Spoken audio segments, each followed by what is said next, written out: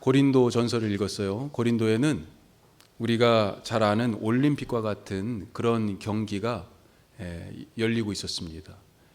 고대 그 지역에서 올림픽을 포함해서 한 4개 정도의 그런 대회가 있었는데, 고린도에서 열리는 경기는 이스트미안 대회라고 그래서 어떤 데 보면 매 2년마다 열렸다 이렇게 돼 있고, 어떤 데는 3년마다다 뭐 이렇게 돼 있는데, 하여튼 거의 경년으로 그렇게 올림픽과 같은 경기가 고린도에서도 열렸다 하는 것입니다. 오늘 이 이야기는 그래서 고린도에 있는 교인들에게는 바울의 이 이야기가 너무나 익숙한 이야기예요. 우리도 마찬가지죠. 현대는 사실은 지금 특히 미국 사람들 같은 경우 뭐 때문에 더 막 힘들어합니까?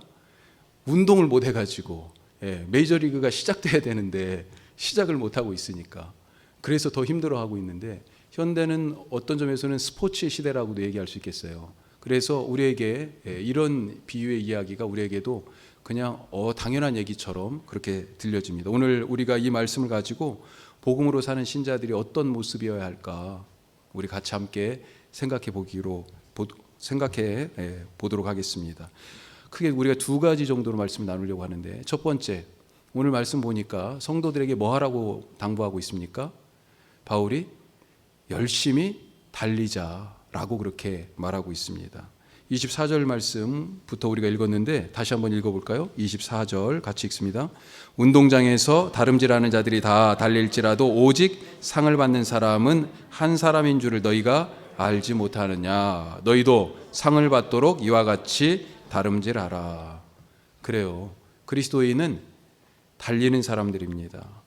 이건 다른 말로 길 위에 있는 사람이다, 이런 뜻이라고 볼 수 있어요. 우리는 출발했지만 아직 도착하지 않은 사람이에요. 길 위에 있다는 게 바로 그거죠. 출발했어요. 그런데 뭐예요? 아직 당도하지 않은 거죠. 이게 사실 그리스도인의 삶의 본질이고 우리의 믿음이 있는 그 자리라는 것입니다. 우리가 쉽게 아브라함 한번 생각해 보죠. 아브라함을 하나님이 부르셨습니다. 선택하셨어요. 그렇죠. 그리고 그때 선택하실 때 약속하셨잖아요. 이 약속이 언제 이루어졌습니까? 하나님이 약속하시자마자 성취됐어요? 무슨 약속을 하셨습니까? 우리가 아브라함에 대해서 얘기할 때마다 크게 2가지를 항상 얘기하는데, 하나님이 아브라함에게 복으로 주시겠다는 게 있어요. 뭘 주시겠다고 그랬어요? 어떤 약속이에요? 아들, 자식에 대한 약속이죠. 그래서 내가 네 자손을 하늘의 별처럼 땅의 티끌처럼 바다의 모래처럼 셀 수 없이, 아무 자식에 대한 소망이 없을 때, 사라는 한 번도 임신해 본 적이 없을 때, 그때 하나님이 이런 약속을 하셨단 말이죠. 또 무슨 약속하셨어요? 땅에 대해서 약속하셨죠. 그래서 내가 내게 지시할 그 땅으로 가라 말씀하셨습니다. 하나님 이 약속의 말씀을 붙잡고 아브라함이 왔어요. 그런데 그 약속이 이루어졌습니까? 바로? 아니죠.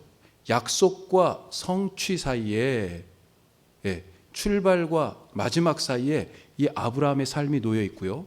이 약속과 성취 사이를 어떻게 살아가야 할 것인가, 이게 아브라함의 삶의 주제였어요. 그걸 창세기에서는 우리에게 가르쳐주고 있습니다. 어떤 방식으로 살았어요? 무엇으로 살으라고 하나님이 가르쳐 주시는 겁니까? 아브라함 삶을 통해서 믿음으로 살아야 된다고 가르쳐 주는 거잖아요. 우리는 출발과 도착 사이에 있는 사람이에요. 우리는 이미 출발했지만 아직 도착하지 않은 사람입니다. 예수님을 통하여서 우리에게 구원의 약속을 하셨어요. 그리고 이미 구원을 주셨습니다. 그렇죠. 그런데 그 구원이 우리에게서 완성됐어요? 아니죠. 그래서 성경은 자꾸 얘기해요. 구원의 완성을 향하여 가라. 예수님의 장성한 분량에 이르도록 자라라. 두렵고 떨림으로 구원을 이루라 라고 얘기하는 것입니다. 구원을 안 받아서 구원을 이루라고 하는 것입니까? 아니에요. 이미 우리의 구원의 여정은 시작되었어요. 예수님에게서 이미 출발되었습니다. 너희 안에서 착한 일을 시작하신 바로 예수님이 그리스도 예수의 날까지 그것을 완성하실 것이다. 빌립보서 1장 6절에서 그렇게 말씀하고 계세요. 시작이 이미 시작되었고요. 출발이 이미 되었고요. 그렇지만 우리가 아직 도착하지 않았다. 우리는 길 위에 있는 사람이다 하는 것입니다. 성령으로 말미암아 예수님을 구주로 믿고 하나님을 아버지라고 부르는 자녀가 되었습니다. 출발한 거예요. 그리고 그 주신 믿음으로 우리가 구원을 얻었지만 아직 그 구원의 길 위에서 구원의 완성을 향해 가는 존재들, 바로 우리들을 그렇게 얘기할 수 있습니다. 그러니 이 길을 어떻게 가야 되겠어요? 이 믿음의 경주를, 이 경주를 믿음으로 잘 해야 되는 것이죠. 어떻게 해야 이 인생 경주를 믿음의 경주가 되게 할 수 있을까? 다른 것이 아니라 예수님의 방식대로, 오늘 말씀의 제목대로 한다면 예수님의 스타일대로 달려야 된다는 것입니다. 제가 초등학교 5학년 때 일입니다. 운동회였어요. 운동회 엄청 기다리죠. 가을 운동회. 예. 벌써 그냥 마치 그 겨울에 성탄절이 되기 전에 한 달도 훨씬 전부터 매일 교회 가가지고 밤마다 성탄을 준비하고 연습하듯이 운동회도 못해도 한 달 전에 준비를 시작하죠. 그래서 막 마음이 들뜨는 거죠. 생각해 보면 정말 운동회 날은 막 날아갈 것 같았어요. 소풍날보다 더 재밌었죠. 예. 개선문 같은 문이 탁 세워지고, 예. 맨 땅에 운동장에 그냥 백회로 라인이 그려지고, 예. 만국기가 그냥 펄럭펄럭 하면서, 그리고 못 보던 아저씨들이 뭔가를 다 싣고 와가지고 무슨 장사, 완전히 학교가 그냥 북적북적. 예. 준비할 때도 어땠는지요? 여자친구들은 보면 무슨 마스게임 같은 거 뭐 그런 거 하고, 그 다음에 부채춤 뭐 이런 것도 준비하지만, 남자들은요, 지금 생각하면 어떻게 그런 일을 했었는지 참 막 일종의 기계체조 같은 걸 막 그런 거 했었어요. 그 2명씩 책침에 짝져가지고 물구나무 서고, 그 다음에 3명씩 해가지고 탑을 쌓아서 2사람 위에 어깨 밟고 올라가고, 그렇게 막 해가지고요, 마지막에는 5층짜리 탑을 쌓았었습니다. 5층짜리 탑을 쌓으려니까 맨 밑에는 그래도 제일 덩치가 좋은 애들 16명 뽑아가지고 딱, 그 다음에는 8명 그 위에 올라가는 거죠. 그리고 3명, 2명, 맨 위에는 1명. 예. 전부 땅바닥에 딱 이러고 앉아가지고 그 위에 또 올라가서 딱 앉고, 그러다가 맨 밑에 있는 친구들이 이야 하고 딱 일어서면, 그 다음에 2번째 이야 하고 일어서고, 3번째, 4번째, 마지막 1명까지 쫙 서야, 예, 그리고 깃발을 흔들어야 이게 끝나는 거죠. 사실 엄청 위험한 거였는데, 이걸 말씀드리려고 한 건 아니고 그래도 운동회 백미는 뭐예요? 달리기죠, 달리기. 제가 5학년 때 이번에 딱 보니까 제가 편성되어 있는 이 조가, 야, 이거 한번 해볼 만해요. 야, 이거 약간 욕심이 나는 거예요. 더군다나 연습을 한번 딱 뛰어보니까요, 야, 이거 이러다가 1등도 할 수 있겠다, 이런 생각이 확 들고요, 마음속으로 이번 아니면 내가 언제 1등 해보겠나, 이런 욕심이 들었습니다. 꼭 한번 그 상을 한번 타보고 싶었어요. 드디어 운동의 날, 제가 사실 그 전에 미리 작정을 짰습니다. 미리 한번 딱 뛰어보니까 1등을 하는데 걸림돌 되는 친구가 하나 딱 있어. 제가 살던 동네가요, 금암리라고 하는 데예요. 그런데 저희 동네는 하금이에요, 하금. 그 친구는 상금에 살아요. 상금에 사는 김상덕이가, 제가 딱 보니까 제가 문제야.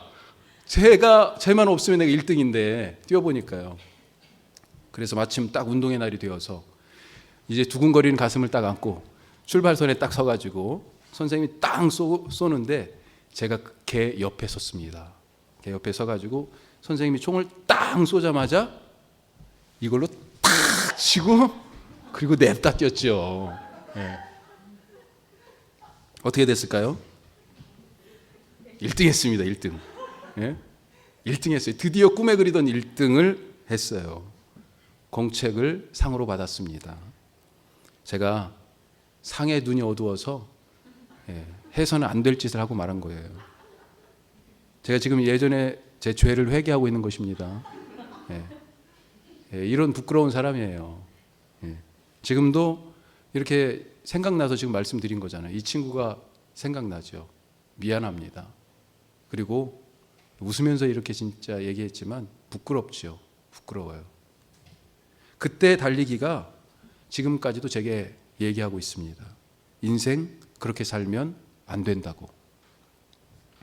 고대 고린도의 이 이스트미안 대회의 승자는 한 사람뿐이었습니다.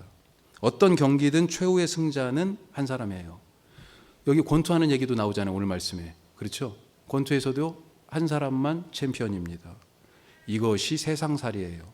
그 마지막 한 사람이 되기 위해서 죽기 살기로 달리고 싸웁니다.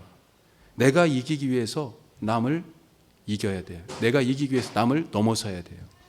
부정한 방법으로 상대방을 방해하고 이득을 취합니다. 그리고 1등으로 들어왔다고 상으로 받은 그깟 공책 한 권을 그게 뭐라고 막 이걸 흔들면서 자랑스러워하는 것, 그 아이처럼 1등의 면류관을 쓰고 의기양양하게 메달을 치켜들면서 자기의 성취를 자랑하는 것, 이것이 바로 세상살이라는 거잖아요. 오늘 말씀에서 바울은 신자들에게 경기장에서 상 받는 자처럼 달려라, 그렇게 믿음의 경주를 해라, 인생 경주를 그렇게 하라고 당부하고 있는데, 이 말씀이 신자들도 최후의 그 1인이 되기 위하여서 그런 식으로 달려야 한다, 이것을 얘기하는 걸까요? 아니죠.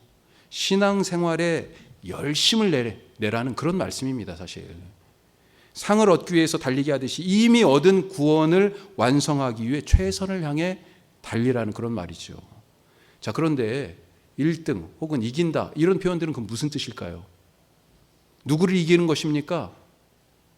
가끔 보면 서로 신앙생활을 하는 다른 분들, 다른 성도를 경쟁자로 삼는 분들이 있습니다. 경쟁자로. 아, 저분 아니었으면 내가 그 장로가 되는 건데, 저분 아니었으면 내가 그 일 하는 건데, 교회에 좀 더 중요한 자리에 그걸 맡아서 할 수 있는데, 이런 이상한 생각을 하시는 분들이 계세요. 다른 신자는 경쟁자가 아니라 동역자인 줄 아시기 바랍니다. 우리가 이겨야 할 것은 세상입니다. 세상.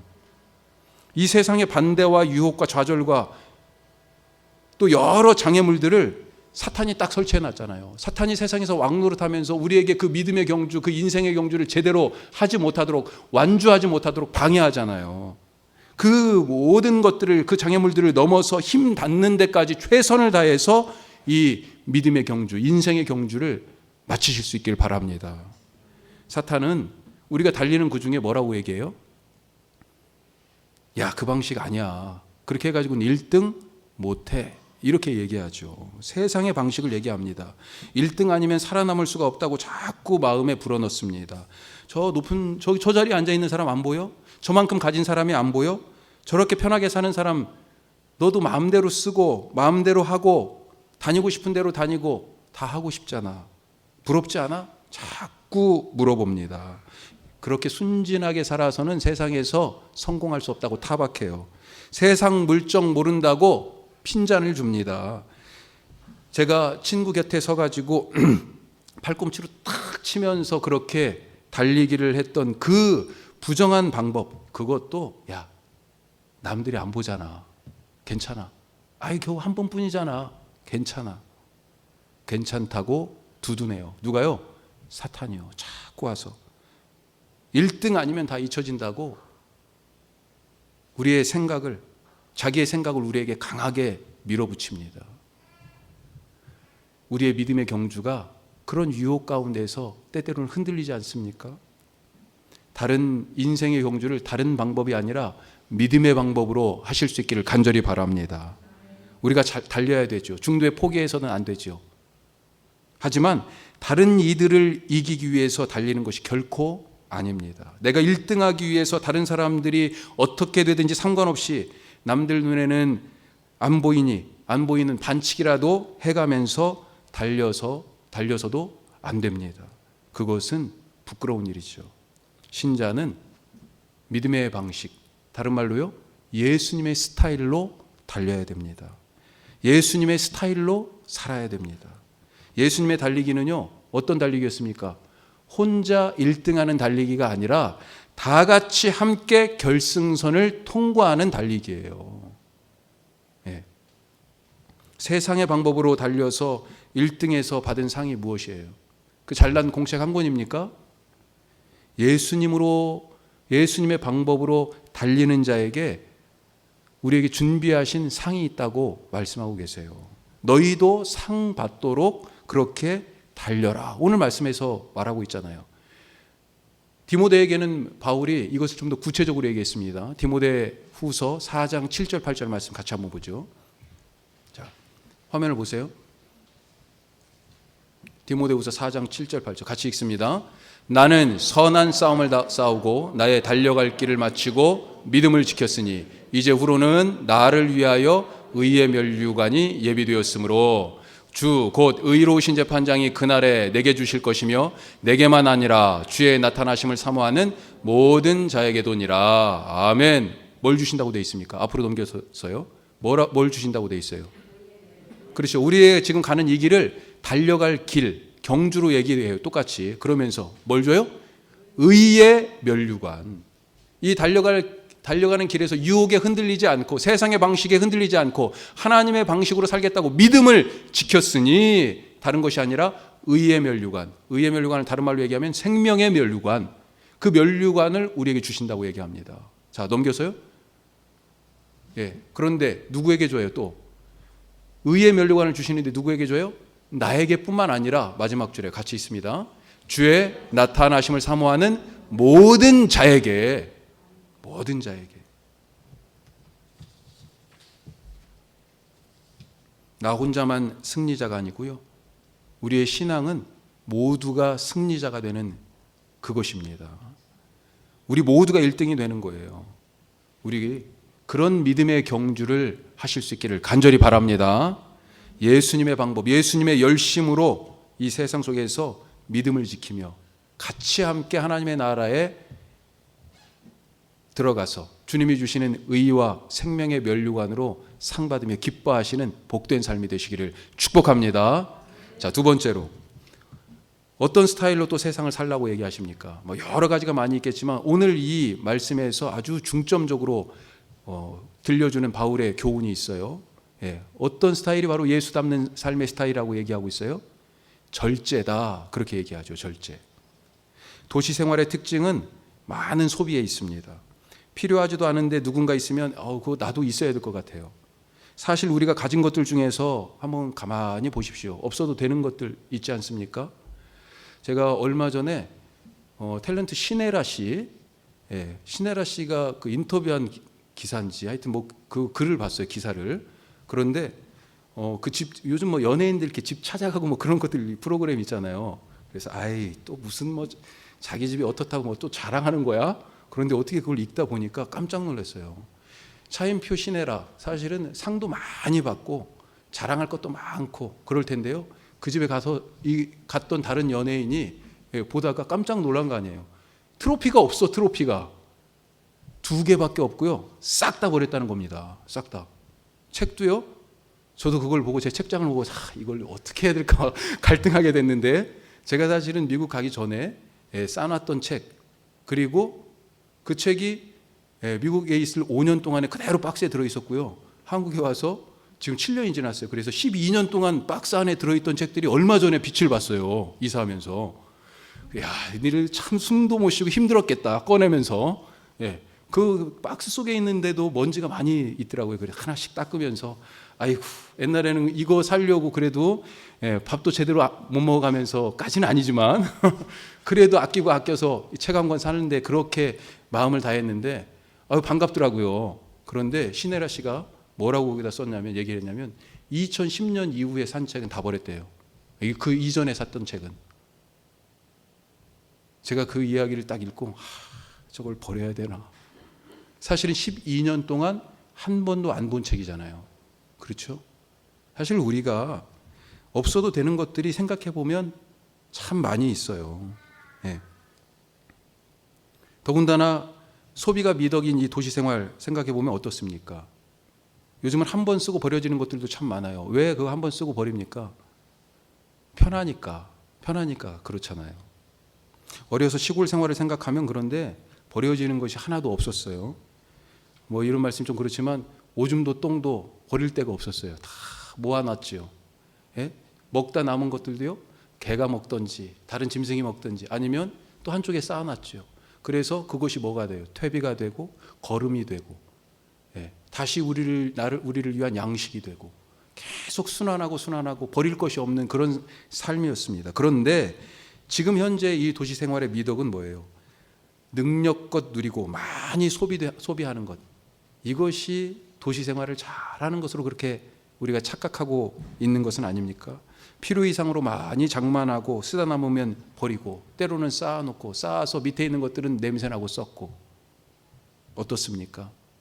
절제라는 말은요, 헬란 말로 자신을 스스로 통제하고 조절한다. 그래서 영어 번역은 뭐라고 되어 있냐면 self controlled 이렇게 되어 있습니다. 스스로를 컨트롤하는 거예요. 스스로 통제하고 조절하는 것입니다. 이것은 무조건 억누르고 억제하는 것이 아니라 해야 할 때 하고 하지 않아야 할 때 멈추는 것이에요. 해야 하는데 계속 안 하고 그냥 널브러져 있고, 하다가 그만둬야 되는데 그 관성에 못 이겨서 계속 하는 것, 이건 통제가 안 되는 거잖아요. 조절이 안 되는 거잖아요. 강약과 완급을 조절할 줄 아는 사람, 이 사람이 바로 진짜 실력 있는 사람이죠. 요즘 그래도 미국의 프로야구가 시작을 안 했는데도 우리나라는 프로야구가 그래도 시작했어요. 투수들 중에 보면 어떻습니까? 150km 이상을 뿌리는 그런 강속구 투수가 있는가 반면, 두산에 제가 좋아하는 팀은 아니지만 베어스에 유명한 투수가 있어요. 유희관이라고. 이 투수는요, 아리랑 볼을 던지는 투수입니다. 거의 가장 빨리 던져야 130km 정도밖에 안 나와요. 보통 그것보다 10km 훨씬 아래로 떨어지는 그런 느린 볼을 던져요. 그런데 150km 던진다고 홈런을 안 맞습니까? 이 유희관 선수는요, 그렇게 느린 공을 던지지만요, 타자들이 그냥 삼진을 턱턱 당해요. 승수가 상당히 많습니다. 왜요?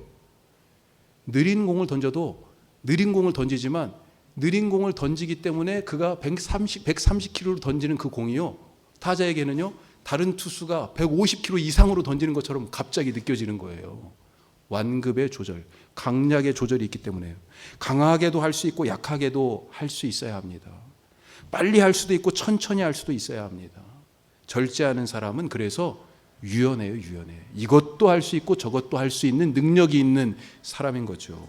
힘이 있다고 다 홈런 치고 골을 넣는 것이 아니죠. 유연해야 가능한 것입니다. 우리가 지난 시간에, 지난 주일날 바울이 얼마만큼 신앙적으로 유연한 사람인지 알아봤잖아요. 뭐라고 그랬습니까? 나는 약한 자에게는 약한 자처럼, 유대인에게는 유대인처럼, 율법이 있는 자에게는 율법이 있는 자처럼, 율법이 없는 자에게는 율법이 없는 자처럼. 왜 이런 게 가능해요? 왜 이런 것이 가능합니까? 뭐니 해도 절제의 끝판왕은 누구라고 생각하십니까? 예수님이에요. 예수님. 예수님이요, 절제의 끝판왕입니다. 처음 예수님이 사역을 시작하실 때 40일간 금식하셨잖아요. 배가 엄청 고프셨겠죠? 그때 사탄이 와서 똑같이 또 얘기합니다. 너 힘 있잖아. 너 능력 있잖아. 예수님한테요. 뭐라고 얘기해요? 배고픈 예수님에게 이 돌멩이들로 가지고 떡을 만들어 먹어봐. 그런데 그 조건이 있어요. 뭐라고 얘기합니까? 네가 하나님의 아들이거든. 너 그만큼 능력이 있잖아. 네가 하나님의 아들인 것을 사람들에게 증명해 보여야 할 거 아니야. 네가 그만큼 지혜가 있고 네가 그만큼 권능이 있다는 것을 보여줘야 다른 사람들이 너를 메시아로 맞이할 거 아니야. 사실은 그런 질문이에요. 네가 하나님의 아들이라면, 그만한 능력이 있다면 이 돌을 떡으로 만들어 먹어봐.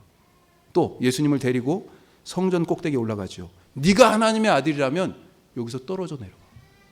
네가 하나님의 아들이니 천사가, 시편에 그렇게 써 있잖아. 천사가 와서 발이 돌에 부딪히지 않게 딱 받아줄 텐데 예수님이 뭐라고 그러셨습니까? 사탄이 그렇게 유혹하는 건 본질이 무슨 얘기예요? 십자가의 방법 말고 더 쉬운 방법으로 하나님의 아들이 되고 구세주가 되는 길을 선택하라고 유혹하는 거예요. 더 쉬운 방법 있잖아. 힘 쓰면 되는데 뭘. 하지만 예수님은 거절하십니다. 자기 힘을 절제하세요. 왜 그랬습니까? 왜 능력이 있는데도 안 쓰신 거예요? 돌을 가지고 떡을 만들 능력이 없어서 그러신 거예요? 사실 나중에 보여주셨죠. 어떤 기적을 보여주셨어요? 마태, 마가, 누가, 요한, 이 네 복음서에 공이 나와 있는 유일한 기적. 다른 기적들은 마태복음에만 있거나 마태복음, 누가복음, 혹은 마태복음, 마가복음 이렇게 서로 간에 있는 그런 기적인데요. 네 복음서에만 다 있는 기적은 딱 하나밖에 없어요. 뭐예요? 오병이어의 기적 보여주셨잖아요.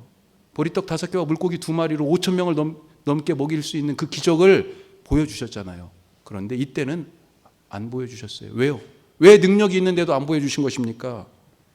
바울도 지금 얘기합니다. 오늘 말씀에서 뭐라고 얘기해요? 27절에서 자기 몸을 쳐서 복종하게 했다, 그렇게 얘기하잖아요. 왜 자기의 욕망과 하고 싶은 대로 할 만한, 오늘 말씀 앞에 지난주에 나눈 말씀에서 뭐라고 얘기한 거예요? 내가 사도로서 권리가 있는데 그 권리를 쓰지 않았다라고 얘기하죠. 그것과 연장선상에서 할 수 있는데 하지 않았다고 지금 얘기하는 것입니다. 자기 몸을 쳐서 복종시켰다, 절제했다 얘기하는 거예요. 왜요? 왜 그런 것입니까? 하나님의 뜻에 순종해서 아무쪼록 한 사람이라도 더 구원하시기 위하여. 왜 예수님은 자기 힘을 마음대로 그렇게 안 쓰신 거예요? 십자가를 지시는 것이 아버지 하나님의 뜻이고 그것이 사람들을 구원하는 하나님의 계획이시기 때문에 거기에 순종한 거지요. 오늘 우리가 이 말씀을 잘 기억하실 수 있길 바랍니다. 우리도 예수님의 삶의 스타일을 본받아서 혼자 1등하는 그런 달리기가 아니라 다른 사람들과 함께 손 붙잡고, 우리 교회 이름처럼 함께 임마누엘의 주님과 함께, 세상에 아직도 이 달리기에서 주저앉고 못 뛰겠다고 하고 아직 출발도 하지 않은 사람들을 기다리면서 같이 함께 결승선을 통과하는 그런 믿음의 달리기를 하는 원주 함께하는 교회 모든 성도들이 되시기를 축복합니다. 또한 한 사람이라도 더 구원하기 위한 그런 목표를 가지고 자기를 쳐서 하나님의 뜻에 복종하고 절제함으로 이 믿음의 달리기를 통해서 다른 사람들 같이 함께 하나님 나라를 이루어가는 그런 고린도 교회, 또 바울, 또 예수님처럼 그렇게 하나님의 마음에 흡족한, 하나님을 기쁘시게 하는 우리 모두 되시기를 주님의 이름으로 축복합니다. 기도하겠습니다.